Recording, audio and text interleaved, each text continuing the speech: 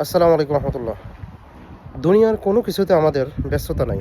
এটা আড্ডাবাজি হোক, নিজের পার্সোনাল কোনো অ্যাক্টিভিটি হোক, বিজনেস, হ্যাঁ, কোথাও ঘুরতে যাওয়া, কোথাও কোনো ব্যস্ততা নেই।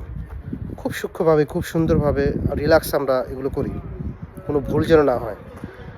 আর আমরা খুব মজা নেই। কিন্তু আমরা যখন সালাতে দাঁড়াই না, আমাদের ব্যস্ততা শুরু হয়ে যায়।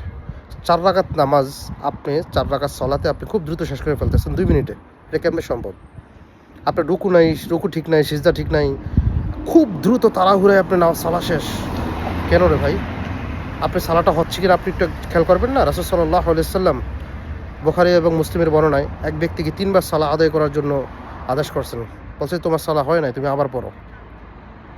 তো আপনি তো ওভাবে পড়তে হবে। সালার ভিতরে আপনি খুশু থাকতে হবে, দৃঢ়স্থিরতা থাকতে হবে, আপনি তাআদিল আরকাম থাকতে হবে। আপনি তাহলে তো সালাহ হবে না। আপনি দুনিয়ার সব কিছুতে আপনি ব্যস্ততা, মানে ব্যস্ততাগুলো আপনি সালাতের ভিতরে আইনে যেন আপনি দেখাচ্ছেন।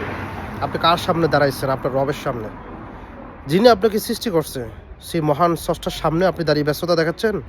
আপনি এখন চলে গেলে তো আপনার আর কোনো খবর থাকবে না। আপনার ব্যস্ততার জায়গায় রয়ে যাবে। আপনার এক পার্সোনাল অ্যাক্টিভিটি সব দুনিয়ার ভিতরেই থেকে যাবে, তা আপনিই থাকবেন না। তো সালাটা খুব যত্নশীল হন, দায়িত্বশীল হন, বিশেষ করে সালাতের প্রতি।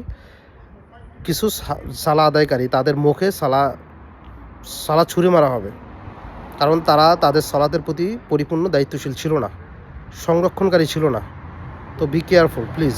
এটার প্রতি খুব গুরুত্ব দিতে হবে আমাদের। আমরা এটা হেলায় খেলায়, অনেকে সলায় মসজিদে গেছে 2 মিনিটে সালা শেষ করে আবার বাইরে গেছে, তার কত ব্যস্ততা।